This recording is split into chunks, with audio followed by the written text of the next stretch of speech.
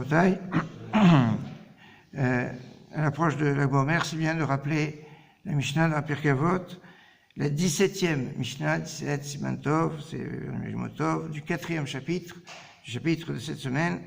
Rabbi Shimon Omer. Rabbi Shimon nous dit qu'à chaque fois qu'il marque Rabbi Shimon Stam, c'est Rabbi Shimon Bar Yochai. Il y a d'autres Rabbi Shimon, même au début de Rabbi Shimon ben Azai, Rabbi Shimon ben Zoma, bien qu'on ne les ait pas appelés Rabbi Shimon, parce qu'on les appelle ben Zoma, ben Azai.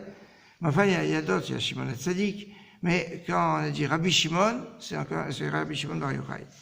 Il dit Shloshak Tarim Hem, il y a 3 couronnes. Keter Torah, Keter Keuna et Keter Malchut. La couronne de la Torah, la couronne de la prêtrise, la couronne de la royauté.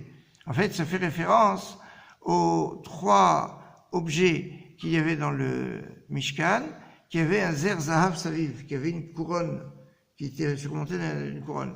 Il y avait le Shulchan, sur lequel on mettait les 12 pains, qui avait un Zer Zahav. Ce Shulchan correspond à la Keter Malchut.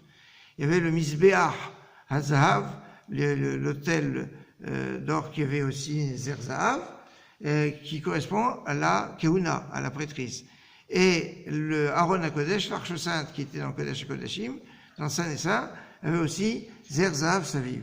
Donc on a comme ça 3 couronnes. De ces 3 couronnes, la plus forte, c'est la Keter Torah. Mais on va lui dire, Keter Shem Tov, Olé al Gaben. Maintenant, il y a une 4e couronne, qui est la couronne de du bon nom, de la bonne renommée.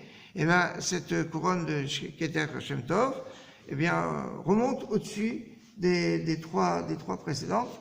On pourrait dire, il y a Malchut la Keuna, Keter Torah, et au-dessus, il y a Keter Shem Tov, excellente journée.